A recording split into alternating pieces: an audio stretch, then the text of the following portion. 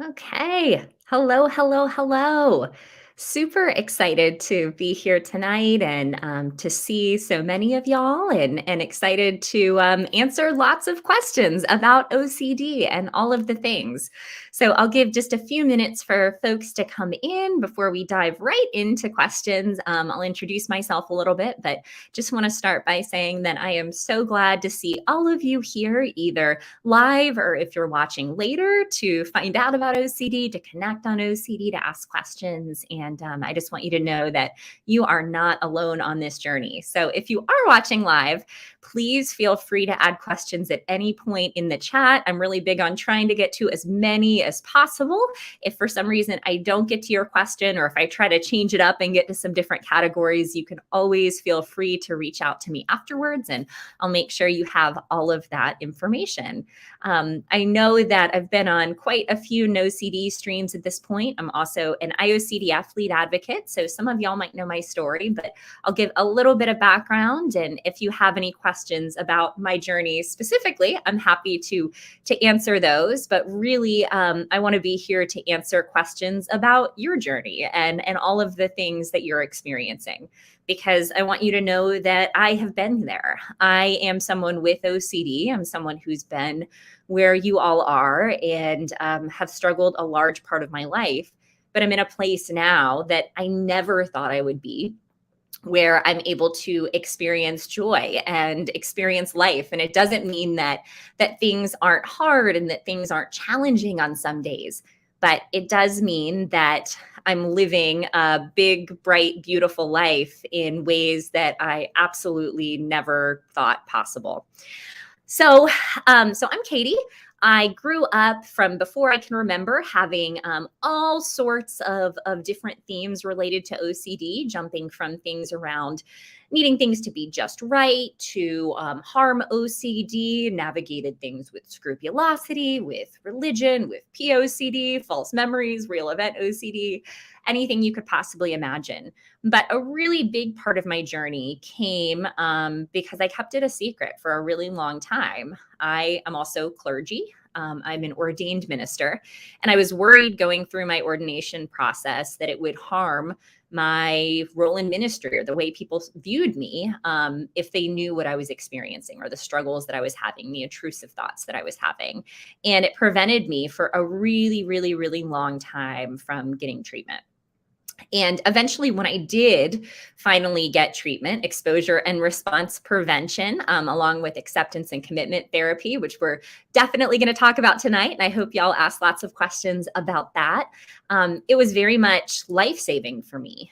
And I was able to reclaim this life that for a long time I didn't think that I deserved. And some of y'all might relate to this. For a long time, I felt like, well, I don't deserve to live into this uncertainty, or I don't deserve to get better because of these hot thoughts I'm having, because of these experiences that I'm having. Shortly after I got better for the first time, I experienced a pretty intense relapse.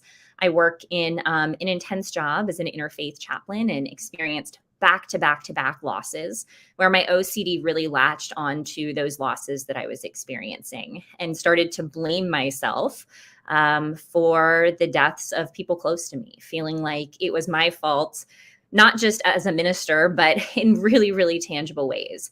And during the day, I was this minister who was there and who was supporting people. And at night, I was going home feeling like I was just this horrific person who had committed violent crimes and had just somehow forgotten about it or somehow blocked it out. On like this for a really, really, really long time. And eventually, again, through treatment, was able to move into a place of recovery that I never could have thought possible. And that's where I am today. There are a lot of different nuances that come with that. But I don't want to go too detailed because I know I want to answer your questions. But the reason that I wanted to mention this in even a brief way, and again, I'm very open, so feel free to ask me as many questions as you want. But I wanted you to hear from me that I'm a minister, I'm clergy, right? And I have OCD. I have intrusive thoughts. I have violent, I have sexual intrusive thoughts. I have had every type of theme you can possibly imagine. I have questioned every aspect of myself, but my OCD does not define me. The things that my OCD told me about myself simply aren't true. But it required me sitting with the uncertainty, leaning into the fact that I wasn't sure that it could possibly be true in order to get to a place that I could live that beautiful life that I both desired and deserved. So that's some of what we're going to talk about tonight with some of the themes that come up for you, and especially emphasizing exposure and response prevention, and for many, the adjunct of acceptance and commitment therapy. I do want to note that I am not a clinician, but I do have lived experience like many folks here. I also work as a professional in the OCD field, not as a clinician, but as someone who specializes in the faith side. So I work alongside clinicians now, and I'm beginning to do this full time, helping folks who are navigating religious scrupulosity, and helping clinicians to understand all of these beautiful faith traditions while helping individuals to do those exposures that are so important, while also continuing to get back to their faith in a healthy way. So that's a big transition I'm going through right now, shifting from interfaith chaplaincy full-time to faith and OCD work full-time, which is a blessing, and just excited to be on this journey with so many of you. Okay, so it seems like this gave us plenty of time to get into questions. So I'm going to start diving in, starting at, oh, this was actually even before I got on. So yay. Okay, starting at 7:16 Eastern. How did you start your OCD advocacy journey? What is your favorite part of advocacy?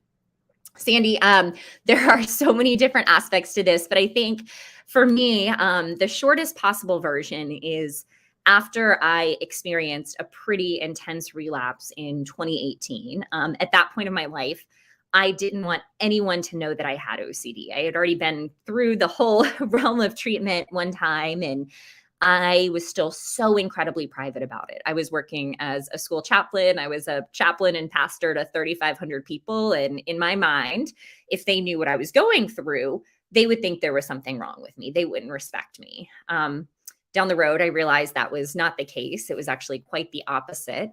But after experiencing a relapse, particularly, it was around the time that I lost someone in my community to suicide and someone else to a drug overdose. And there were lots of different things that were happening. And I started to realize people are struggling and people are suffering.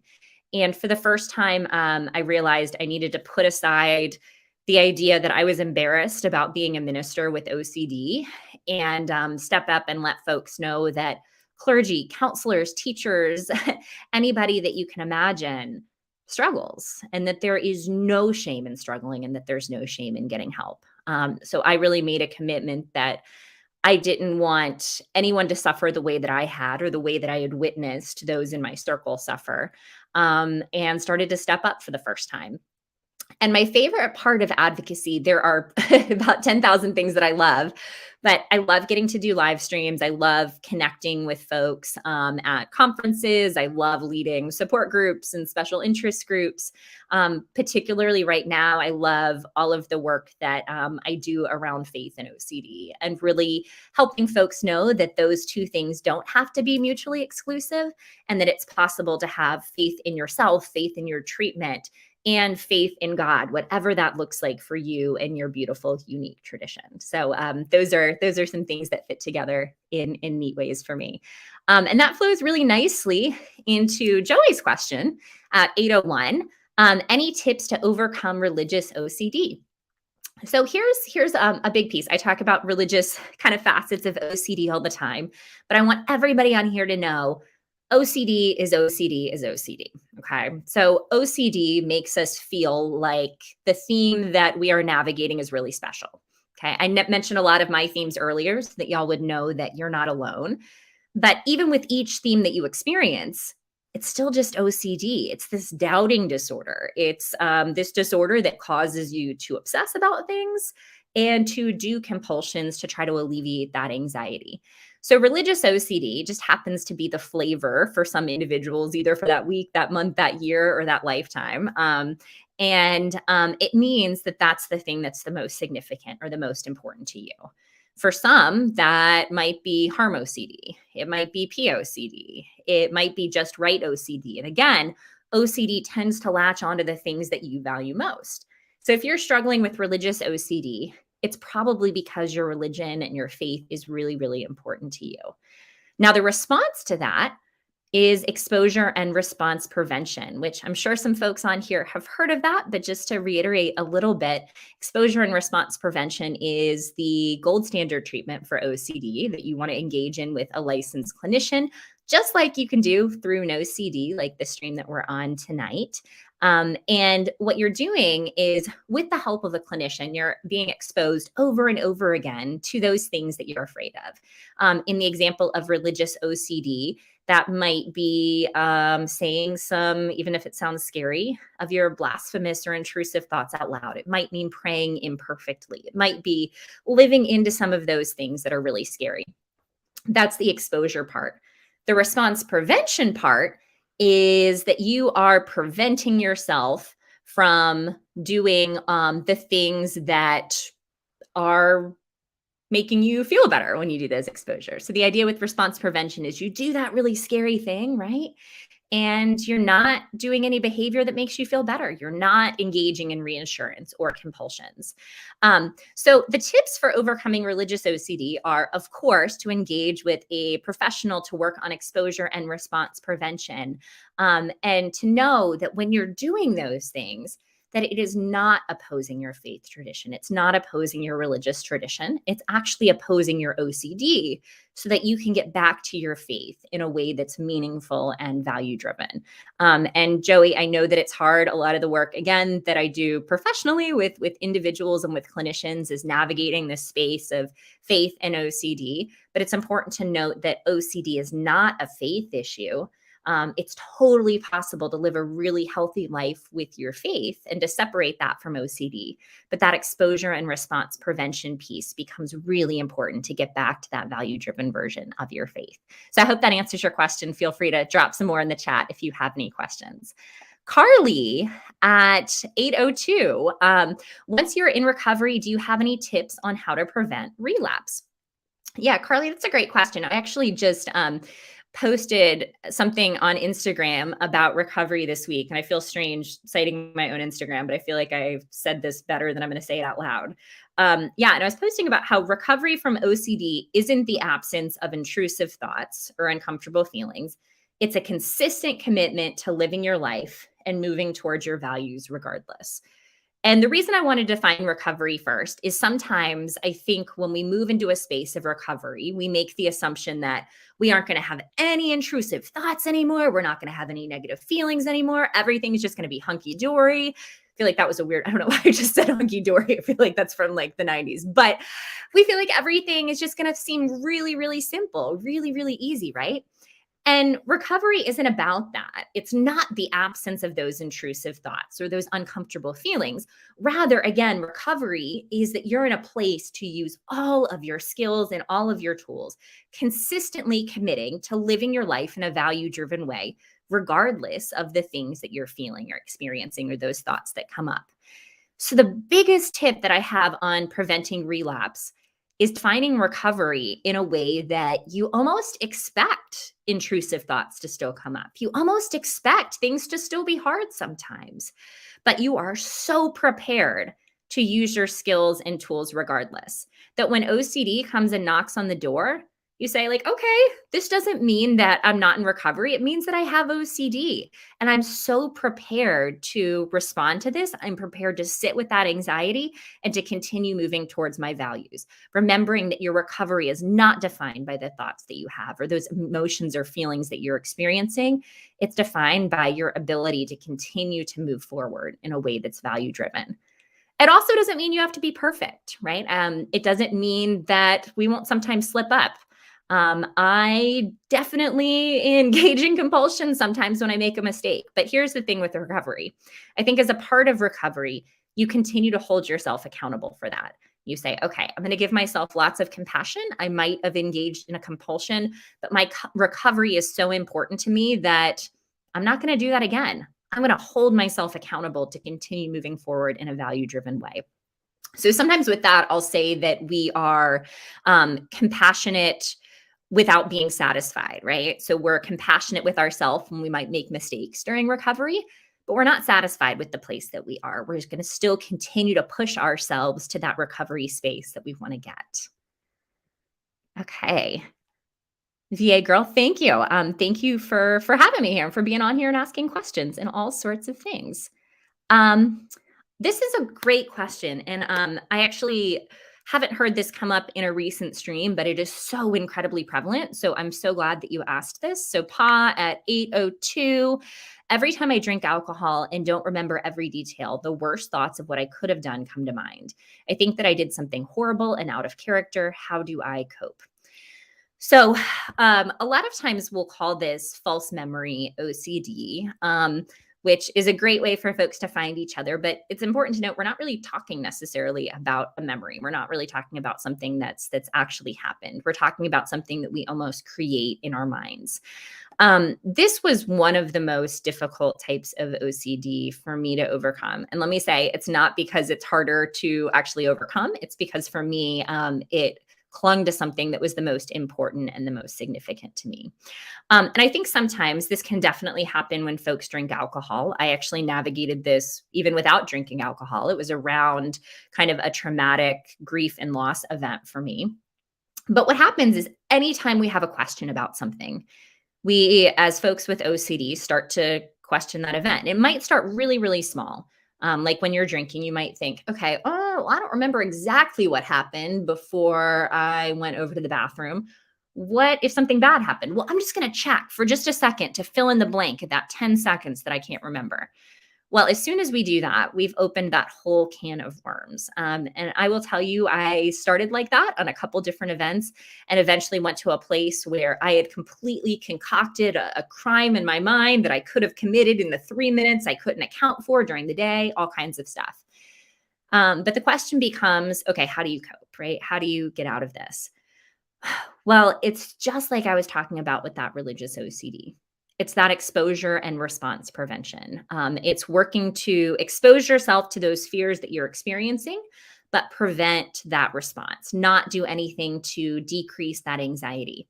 In this case, sometimes with false memory OCD, you might work with a clinician to actually intentionally think of all of the bad things that could have happened. And you might want to sit with that. You might even work with a clinician to write a script. I know therapists can be really good working with you on this, where you might say, well, maybe not. Maybe something horrible did happen. And the important thing is, it's about accepting the uncertainty. It's not actually about you telling yourself, well, I'm horrible and I probably did something awful. It's about you saying, you know what? I don't know because my brain will never let me have certainty. And I'm going to sit with the uncertainty. I'm going to trust that it's probably OCD, but I'm going to sit with the uncertainty and all of that anxiety that comes up.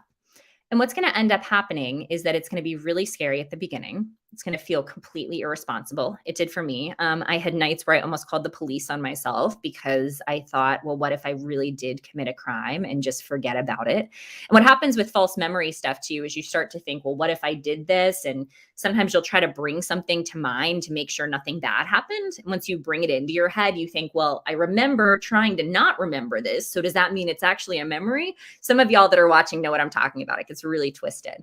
But it's getting over this is being able to sit with all of that and just say, you know what, maybe I am going to have faith in this journey. I'm going to trust this journey. I'm going to trust it's probably OCD and say, maybe not. But my recovery is more important than trying to figure it out in this moment.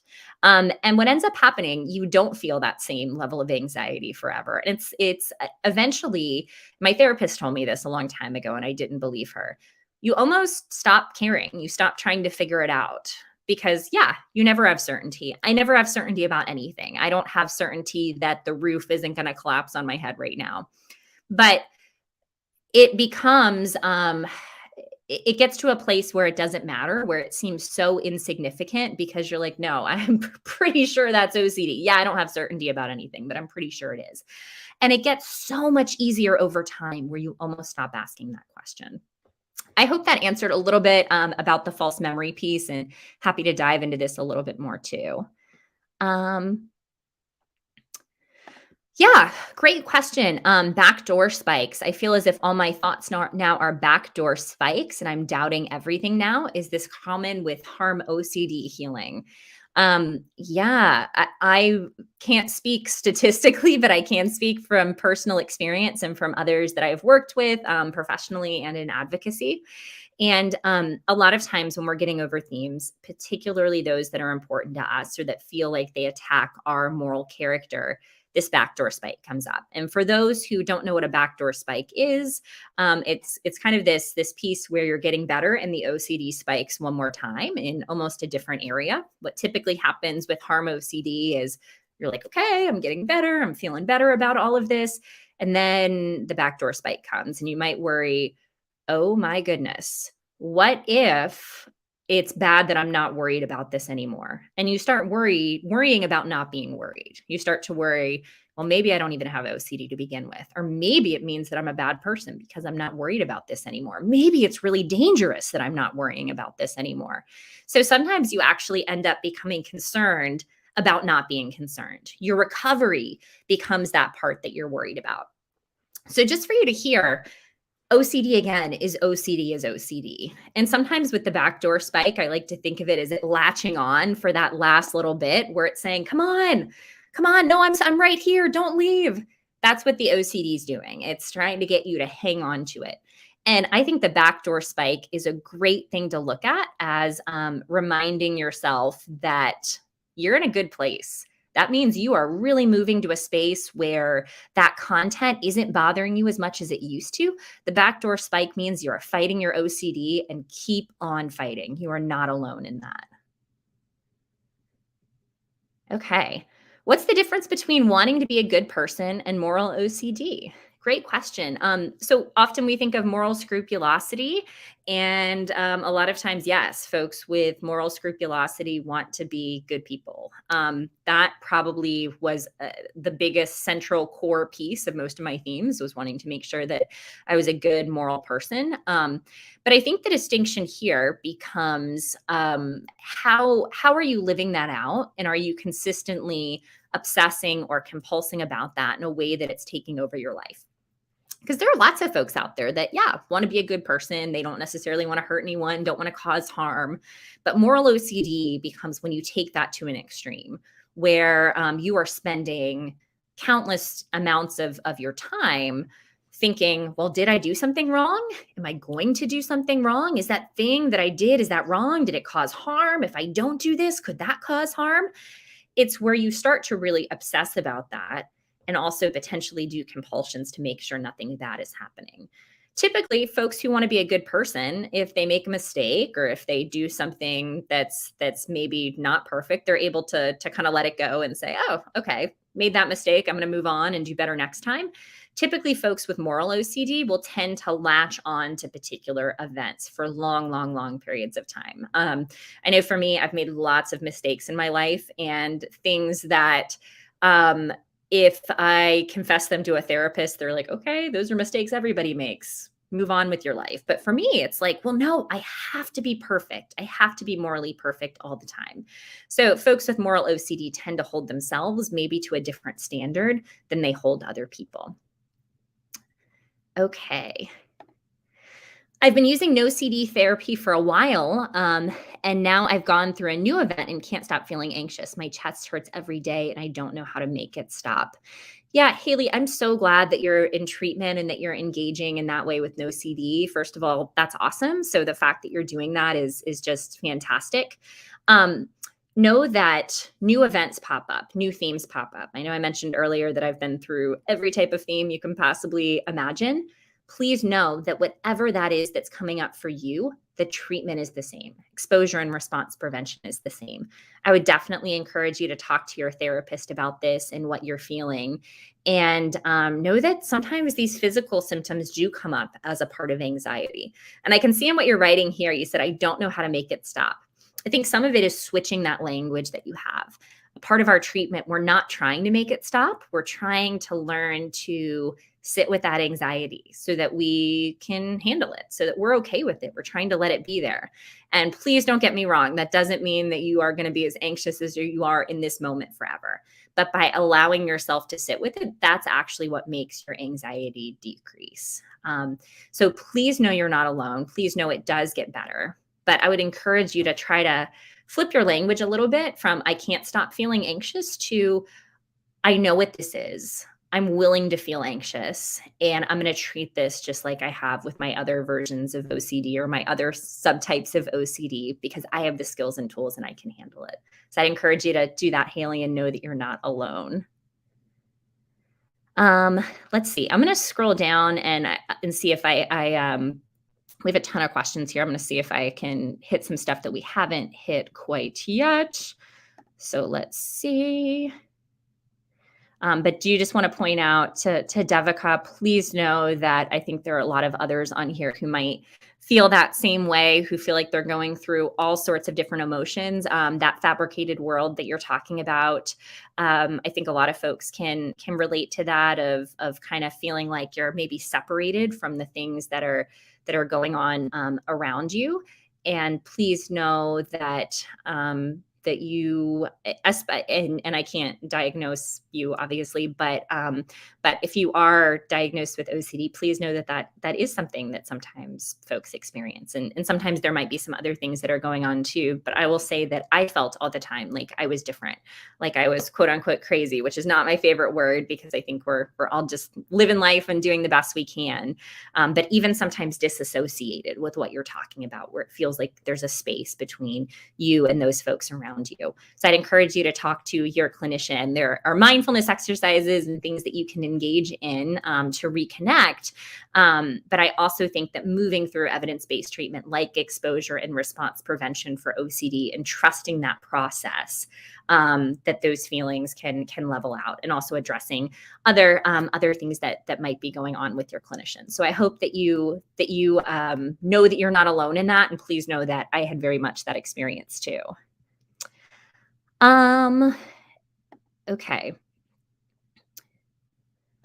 Insomnia. Martha, you have had insomnia because of harm thoughts. You did ERP, got rid of the thoughts, got sleep, but now you're afraid to sleep. I think treating sleeping like an exposure in and of itself, and I'm not sure, and you're welcome to answer this later down the thread, but are you afraid to sleep, or are you preventing yourself from sleeping, or do you want to sleep but you're afraid so you can't sleep? I think there's a little bit of a distinction there. But treating the sleep piece now just like the OCD, right? Like I may or may not be able to go to sleep. It may or may not be irresponsible for me to go to sleep, but I'm going to sit here and I'm going to lay here anyway, and I'm going to trust this journey. I think continuing to treat that the same way you have with the harm thoughts, because you know you're strong and you know you have those skills and those tools. Ruthie, the more I try to chart and learn about OCD, the more OCD obsessive I get. It's in everything. How do I approach therapy when every thought feeds the obsession? Yeah, so this is super common. Often folks can get obsessed about OCD and their OCD treatment in and of itself. And they can start to think, well, I have to do this treatment perfectly, or I have to prove that this is OCD and that this is OCD. And you almost start to pick it apart. For this, I would encourage you to approach therapy almost with a quote unquote ERP lens of being able to say, you know what, I'm probably not going to do therapy perfectly. And maybe even intentionally doing some of your exposures imperfectly. Maybe sometimes letting something go if you don't know if it's OCD or not. But approaching therapy with that same willingness to sit with discomfort that you're doing in all that you learn. And sometimes I think that obviously learning is great. I know when I was in the height of struggles, I read so much about OCD, but acknowledging when that might be becoming compulsive. So for me, sometimes I would keep reading and reading and reading and reading, and it would be prove to myself that I actually had OCD. Or it would be to make sure I was doing everything right. And maybe drawing that line of, hey, and even talking to your therapist of how much is really helpful for you. And then where does that stop, where you just trust the things that you're doing and trust that journey, even if it's not perfect. Yes, every form that you've had. Yeah, I know a lot of us have gone through lots and lots and lots of different subtypes, and OCD is OCD, but those subtypes can feel really hard. So I'm sorry that you've navigated that. Martha, it feels like you connected to what we were saying earlier about not deserving to be happy. I think so many with OCD feel like we don't deserve to be happy because our OCD is latching on to those things that are so important, that are so significant to us. And I want you to hear from me, you do deserve to be happy, right? You do deserve to be happy. And self-compassion is a huge part of OCD treatment. It's something that is still the hardest for me. And I have a sweatshirt on right now. Kindness is free. Well, kindness should also be free to yourself, giving yourself that same love and compassion that you offer to those around you, and recognizing that you do deserve to get better. You do deserve to be happy, and the world deserves all that you bring each day. Okay, anonymous cow. I tried to expose myself to my triggers, but it ended up backfiring. And every time I feel calmer, my thought made me panicky again. Am I doing ERP wrong, perhaps? Yeah, so I'm not a clinician, and I think without working with someone directly, that might be hard to parse out. So I wonder if you are working with a clinician or if you are working with someone with no CD, because typically they would work with you to develop a hierarchy to make sure that you're ready for those exposures that you're doing. Sometimes if you jump in and do an exposure that's too high on your hierarchy, some of those things can get really, really tricky. But I also know what you're experiencing. I've had that experience sometimes in the midst of exposures too, where I feel calmer in the midst of the exposure, but then in the real life situation, I feel super panicky. I don't necessarily think it means that you're doing the exposure wrong. Sometimes the real life situations just tend to trigger us a little bit more. I think maybe shifting the way that, and I see how you phrased it here. Well, the thought made me panicky again. Okay. Well, the thought is going to make you panicky. It's the thing that you're afraid of. What we're trying to do with exposure and response prevention is bring that up so that we have a chance to not respond to the thing that makes us really nervous. That time that the thought makes you panicky again, you can really think about that, even if you're not in the midst of ERP, as another opportunity to show the OCD who's boss, and to show the OCD that you're not going to respond in a way that's compulsive, just like if you were actively engaging in ERP. Okay. Okay, I see a question about ACT. So I'm going to scroll down a little bit. If I'm skipping some, it's not because your question's not important. I just am realizing I'm like 5 minutes in because there's a lot of great questions here. So, somewhat embarrassed to tell my new therapist my real event. It occurred after I experienced a trauma. I hurt others, not physically. He mentioned using ACT. How does ERP work with this? So first of all, Mary, I'm so sorry for the trauma that you experienced. And I'm sorry for the guilt and shame that you're carrying. I think as human beings, that's a part of life, that sometimes we do things that we're not super proud of. And sometimes we hurt folks either intentionally or unintentionally. I know that not physically, but emotionally, there have been people in my life that I've hurt very much unintentionally, but things that I struggle with as a part of my OCD, where others might be able to let that go a little bit more easily, but I continue sometimes to harp on it and to feel like that defines me as a person.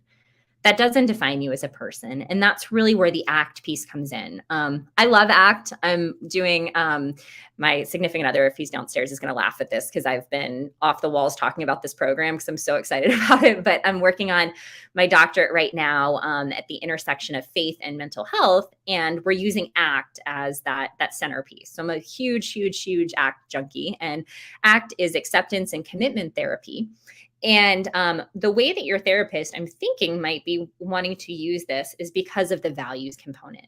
Acceptance and commitment therapy is all about recognizing those values, recognizing the things that are really significant and really important to you, and moving towards those even when you're experiencing things that are hard, even when you're experiencing that guilt, that shame, those intrusive thoughts. And the ACT piece for me became really essential alongside the exposure and response prevention, because for a long time, I felt like I didn't deserve to get better. Like I wasn't a good enough person to get better. And the ACT piece helps you to stay grounded, to stay focused on those values, on that person that you are, on the things that are significant. And regardless of how you're feeling, regardless of all that you're experiencing, with that guilt and that shame component, continuing to being able to move towards those things that are really significant and really important to you. I know that trauma piece is hard. My OCD was latched to grief and trauma too. And I'm sorry. I would definitely encourage you to continue to talk to him about acceptance and commitment therapy, how values plays into it, and how you can let the OCD continue to scream in the back of the bus, but drive the bus in the direction of values that are meaningful and important to you. Okay. Okay, I'm going to scroll down a little bit to see if I can hit again some stuff that we haven't hit. I see a lot of things around values.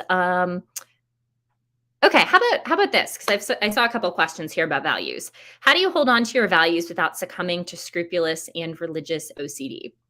This one sticks out to me because this is a lot of the work that I do with folks, and I think it's important to note that, again, OCD latches onto our values. It latches onto the things that are the most significant and the most important to us.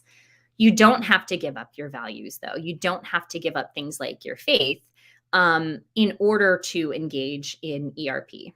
When OCD latches onto our values, it tends to really twist our values and actually take us away from the things that are important. So generally, it's like for someone, for instance, who is navigating religious OCD, they might feel like they have to perform particular practices in a certain way, or they must have to do particular things because they're thinking blasphemous, intrusive thoughts, right? Well, these things that are coming up for them generally don't have anything to do with their actual faith or faith in a way that's significant to them. It has to do with scare tactics from the OCD. So when you're engaging in exposure and response prevention, you're attacking the OCD, you're attacking the things that you're afraid of so that you can get back to a value-driven, open version of your faith where you can engage with God or with the divine in a way that's meaningful and significant to you. So I would actually say that holding on to your values without succumbing to the OCD, those two things aren't mutually exclusive at all. It's, hey, I'm going to do these scary exposures. I'm going to engage in exposure and response prevention so that I can engage in my faith in a way that's meaningful and value-driven for me.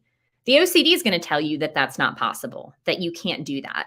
But it totally is. Again, I work with folks every day who are trying to figure out, how do I separate myself from the OCD as they engage in exposure and response prevention and still live into their faith in a beautiful way. And that treatment can help you get to do that. Okay, POCD.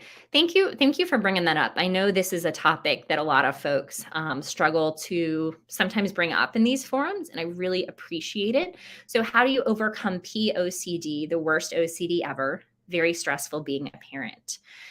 So when we're talking about POCD, yeah, a lot of parents really, really struggle with this. Again, because OCD latches onto the things that are the most important, that are the most significant to you. And it sounds like for you, that's most likely your child. That's what happens a lot with parents. And I know you said the worst OCD ever, and that makes it really, really clear to me why that's what your OCD is latching on to.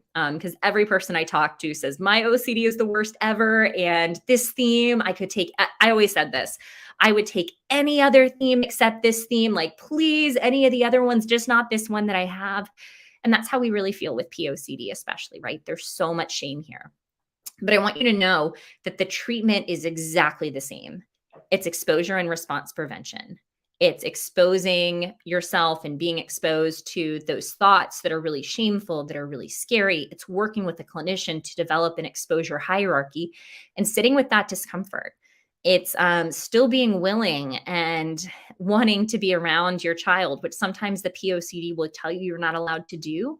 You are allowed to do that. You are allowed to still do those things that are value driven. So it's engaging in those exposures while still being the parent that you want to be, not letting that OCD dictate your life, and knowing that you're not alone and that you are enough in that process.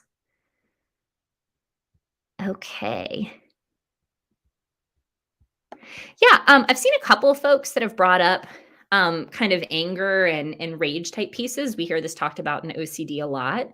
And I think that's because when we have OCD, we're dealing with a bully inside of our brain literally 24/7, right? So it makes sense that we get to a point where we're super, super frustrated, where we want it to stop, where we want it to go away.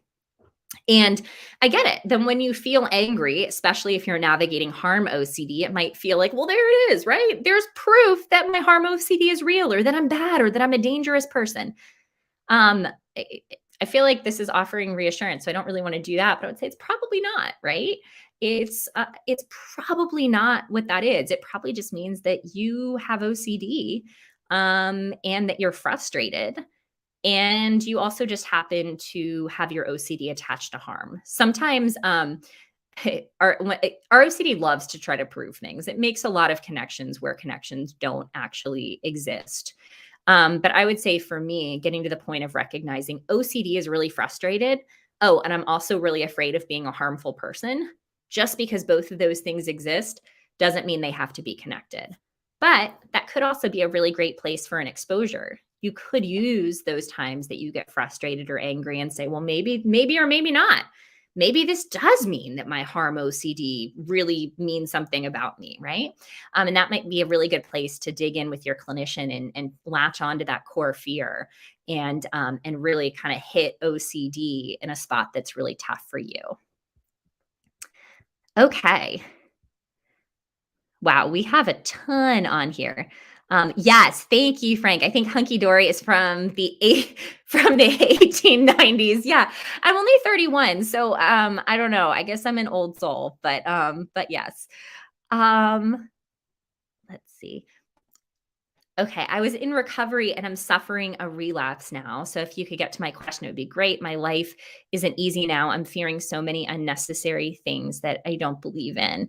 I am so, so, so incredibly sorry that that you're suffering from a relapse. And I see above it looks like you're navigating contamination OCD, and you've been having a lot of thoughts about getting sick. And I think especially with COVID, please hear from me. I know that is so, so challenging. There are so many different aspects that are going on for folks. Here's what I want to say about going through a relapse, whether it's regarding contamination OCD or any other subtype. Because as y'all have heard me say over and over again, I used to get so frustrated when folks said it, but OCD is OCD is OCD. Every flavor, it's just it latching on to those things that are significant to you, whether that's getting sick or POCD or harm OCD. Relapses can feel really tough because it feels like we're taking 10 steps back. That's how I felt. When I relapsed, it felt like, how could this possibly happen? I did all of this work. How could I be in this place? What's wrong with me? How did I not use these skills and tools? And I want you to give yourself lots and lots and lots of compassion, because that happens. Relapses happen with OCD sometimes.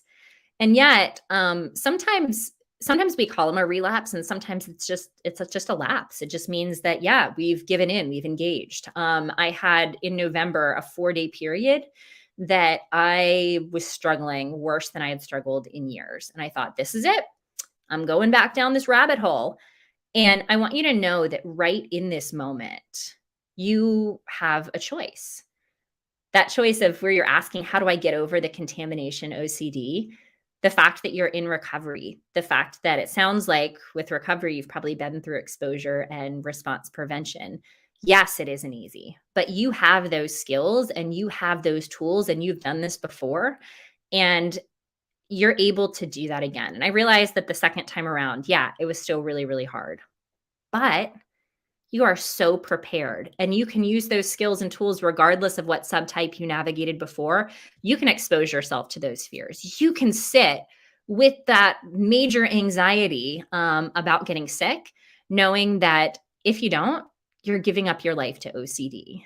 And I always talk about my partner, Ethan Smith, who's also an advocate. I'm giving him credit because I say this a lot, and then sometimes he gets annoyed because because it's kind of his thing. But talks about us having two choices, right?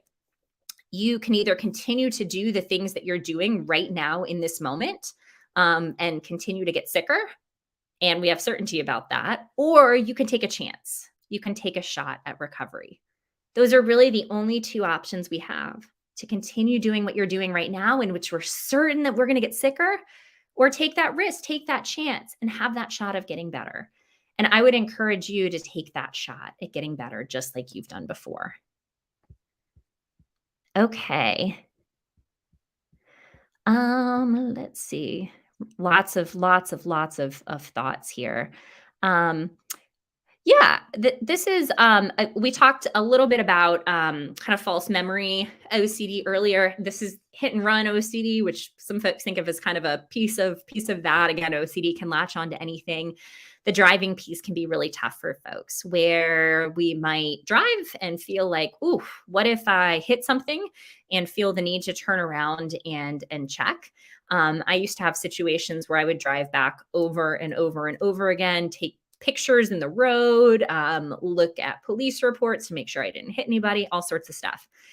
The exposure for this, again, I would encourage you to talk to your clinician, but for me, often looked like continuing to drive, not allowing myself to look into that rear view mirror, and even intentionally bringing those thoughts on, continuing to drive down the road and say, yeah, I may or may not have hit someone. And sometimes even making it really graphic, and going through a script with that. Yeah, they may or may not need my help right now. They may or may not be on the road back there. And I may or may not be totally irresponsible and fleeing the scene of the crime. Right.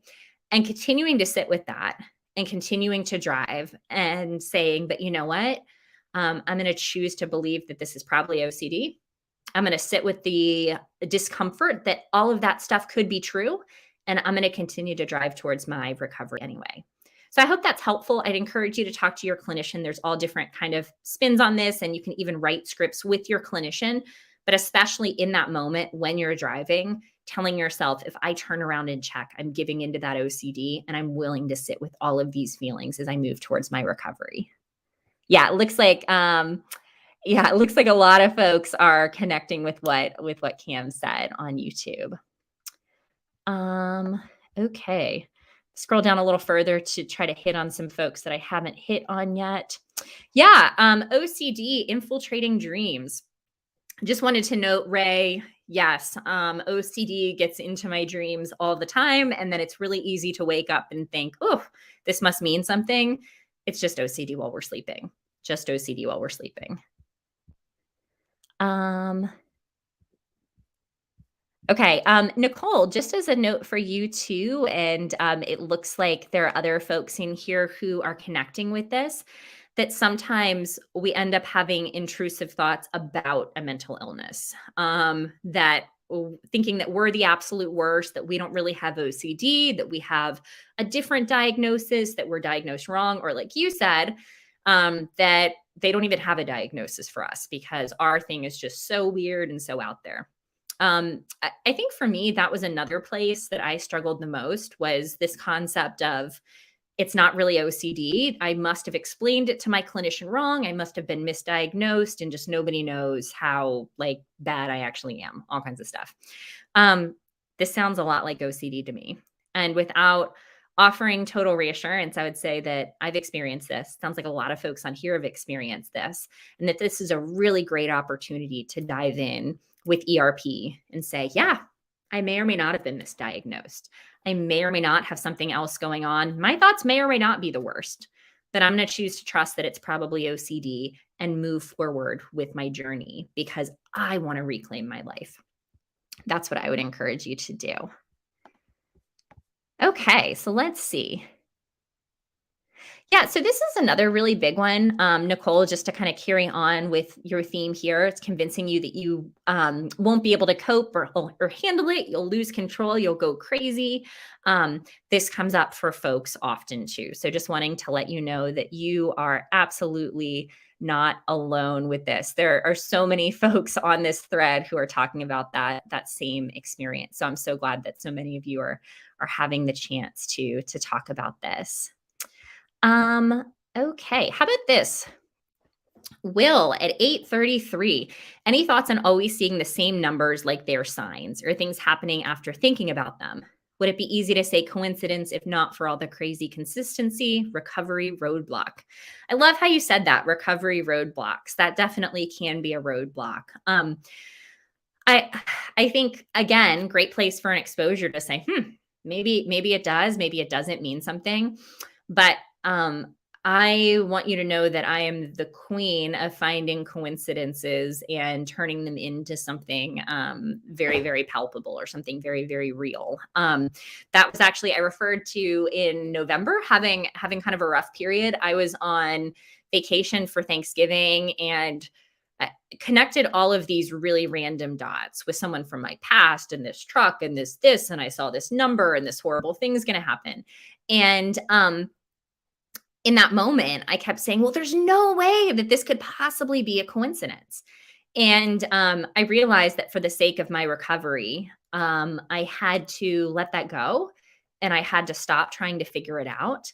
And now, months down the line, I actually can look back and say, oh, wait, it was a coincidence. And what tends to happen is we see things, our brain, there's a whole lot about this actually in Stephen Hayes' book on ACT, Get Out of Your Mind and Into Your Life, that humans make connections. It's something that we do as human beings that a lot of other living beings don't necessarily do, that we're able to see something, we're able to read something, and we connect one thing to another, whether or not those things actually connect. It's a product of language. And what you're talking about is kind of what we do automatically. And when we're harping on something, when we're particularly obsessed with something, when something's important to us, we tend to find connections where they don't necessarily exist. So for instance, if you are really in a throw of POCD, you are probably going to notice every single child that you see as you walk down the street. If you're really in the throes of harm OCD, you're going to notice every violent show on TV. It doesn't mean that those things are happening more frequently. It means that you're noticing them. So while I can't say for certain, right, because we can't be certain about anything, I would say that even those things that seem like they're far too crazy for a coincidence is our OCD latching onto those. And it's a great opportunity to say, I don't know for sure, but I'm going to choose for my recovery to move forward in that way, regardless. Okay, I'm aware that we're getting down to the last 8 minutes and I have not gotten through nearly all of the questions. So I'm going to scroll down more towards the end of our questions because I see that that so many folks have been answering each other, and that's awesome. Okay, another religion one. This is a big one for me. I have a question about religious OCD and ERP. I'm so worried that I'm going to have to do something clearly sinful, proclaiming loyalty to Satan. How does this work with therapy? Yeah. So thank you so much for asking this question. It's a big fear for folks. I think, and a big reason that sometimes they don't engage in ERP. Your therapist, your clinician, someone who's legitimately licensed in ERP, and someone working with OCD, someone isn't going to ask you to do things that oppose your faith. That's actually some of the work that I do kind of with clinicians, with folks too, figuring out where that line is. And it's really important for you to have an open relationship with your clinician and say, hey, this is where that line is for me. But I cannot ever imagine a clinician telling you to do something that would completely oppose that aspect of your faith. Yeah, there are going to be things that feel uncomfortable, that feel like they're pushing the line, which again, might be praying imperfectly, might be saying blasphemous thoughts out loud. But I think it's for you to decide with your clinician, where is that line where they aren't going to force you to do something that you actually feel like fully opposes your faith. It's about doing things that are uncomfortable so that you can get back to a healthy version of your faith. So it's a little bit gray. We don't really like gray with OCD, right? We like a black and white answer. But I do want you to hear from me that your clinician is not going to push you to do something that's clearly considered totally against your values as a part of your faith tradition. Yeah, they're going to push you to do things that are uncomfortable and that your OCD tells you might be wrong. But there is going to be a line with that work that they do. And I, again, do this religious scrupulosity work all the time.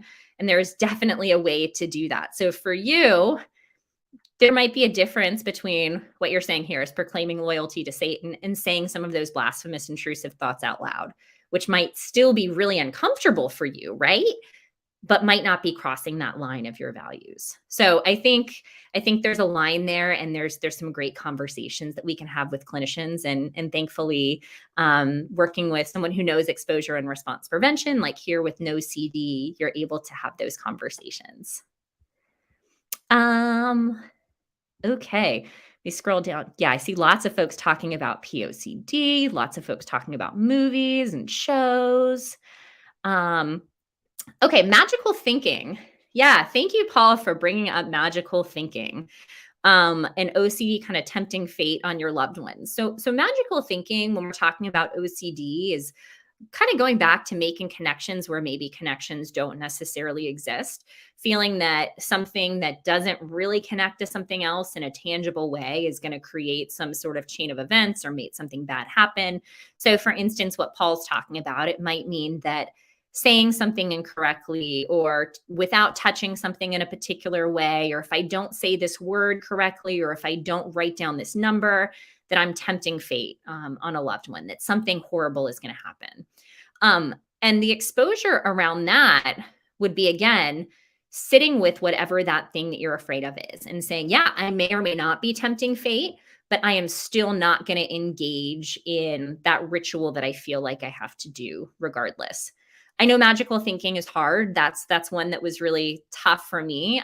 Even as a kid, I used to feel like I had to say things in a particular way or touch things a particular way, even order things in a particular way that didn't really necessarily fully even have to do with symmetry, but this magical thinking element of something horrific could happen if I don't do this. Whatever that looks like for you, it's sitting with it, saying maybe, maybe not, bring it on, and being willing to sit with that anxiety in favor of your recovery. Because I would guess, and this is kind of the tricky thing with OCD, it twists it. It's telling you you're tempting fate on your loved ones. The real thing that's tempting fate on your loved ones is the OCD taking away your time that you could be spending with your loved ones, right? And I think it's willing to risk all of the things that OCD says to get back that time that you could be having with them. Okay. And try to answer a couple more here in these last 3 minutes.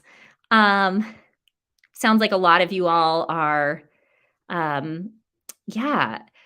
Oh, okay. Thanks for bringing up this book. This is a really awesome book. I just read Is Fred in the Refrigerator by Shala Nicely. Actually, when I was really struggling, Shala actually was my clinician, and we got to work together for many, many years and have a lot of respect for her. So thank you, Shala, if you're watching. And yeah, she does. She talks about torturing her OCD in that book. And yes, she makes it worse. What does torturing an OCD thought mean? Exactly what you said. She makes it worse. So in working with her, I actually kind of developed some stuff for me that I do to try to quote unquote torture that OCD piece. She worked with me a lot on trying to make it bigger intentionally before the OCD got bigger in my mind. So when something pops up for me, like, oh my goodness, maybe you, I don't know, maybe you accidentally ran over a person with your car. Um, you're making the thought worse. So you would say, okay, more, bring it on. You respond to that by saying something like, yeah, I might have done that. And I might have actually backed up and kept going, right? You're going to make that thought even worse. Or maybe I just said something mean to that person as they walked by. Make it even bigger. Maybe I said something mean as loud as I possibly could and everybody heard it. And now I'm going to lose my job. So what ends up happening with that, and I love what Shala talks about in this book, is you can almost kind of hear the OCD scream, right? The OCD is like, oh my goodness, you're almost freaking me out now because you went bigger than I was going to go with it, right? So you're getting there before it does, and you're still sitting with that anxiety that comes up. So with this, sometimes I say more, maybe move on, where the thought comes up and you say more, come on, bring it on. You make it bigger. And then you say, maybe, could be true, could not be true. And then you move on with something value driven. I love that you brought that up. That's awesome. Okay. Yeah, Ray, I love that you brought this up with the faith piece and the religious scrupulosity pieces that we were talking about. Wouldn't God want you to do anything to help yourself as long as you're not hurting anybody? Yes. I'm so glad you brought this up. And I strongly, strongly believe this theologically. And what I was going back to before of not crossing those lines with values isn't actually because I think that God would be mad or upset about that. It's because I want folks to know going into exposure and response prevention that their therapist is going to work with them, and that they aren't all of a sudden going to jump into something that totally opposes every belief that they have, because that's not what's going to happen. But I do strongly believe that that God is a God of love, and this is lived out in a lot of different faith traditions in different but equally beautiful ways. And I really believe, from a faith perspective, that when we're engaging in exposure and response prevention, it's not opposing God. It's not opposing our faith. It's actually helping us to get back to a healthier version of our faith. And I posted on Instagram about this earlier this week, on how in a lot of different faith traditions, we see God as all powerful, and all knowing and all loving. And if that's truly the case within your tradition, then you can also know that God knows and understands ERP, that God loves you and wants you to get better, and that God is powerful enough to really handle those scary exposures. So Ray, I'm so glad that that you brought that up. I know I have a couple, actually I have a lot of other questions on here that I didn't get to. So here's how I'm going to close out. I'm going to say couple things. There are lots more streams for No CD, I know, going on this week. Please feel free to jump on. I know there are always resources. You are also welcome to reach out to me. Sometimes it does take me a little while to get back to folks. It doesn't mean that I don't care. I will always get back to you. It just sometimes takes a little while. So if you want to reach out to me, you are more than welcome to follow me or reach out on Instagram. I have my Instagram handle here at RevKRuns Beyond OCD. It's a great place to follow all of the stuff that I do around OCD advocacy, around faith and OCD, and also the work I'm doing with No CD, where I'm running 50 ultra marathons in 50 states to try to fundraise for one person in each state, matched by No CD for another one, to receive full treatment with No CD. So there's all sorts of stuff with that. So feel free to follow the ultra marathon journey. And you can also reach out to me on my website at revkatieodunne.com. And yeah, I'm trying to think if there's anything else. I think that's it. So just closing out by saying, I am so proud of all of you, as I always am. Thank you so much for your love. Thank you so much for your advocacy. And please know that regardless of those things that you're experiencing, regardless of what your OCD is saying to you right now in this moment, that you are enough, that you are loved, and that you really do deserve to get better. You deserve it. And the world deserves you. The world deserves all that you bring each and every day. And today is a really, really great day for you to say, I am willing to risk all of this scary stuff coming true for a chance at getting better, for a chance at reclaiming this life that I want, in this life that I deserve. And you deserve that. And yes, Ray, just as a sidebar, yes, 50 actual ultra marathons. I'm racing one in each state to fundraise for one person in each state seeking treatment for no CD. So before the age of 50. So I'm doing essentially 4 a year, but yes, all those things. So thank you all so much again for being here tonight. You all are wonderful. You are not alone. We are in this together. Let's do it.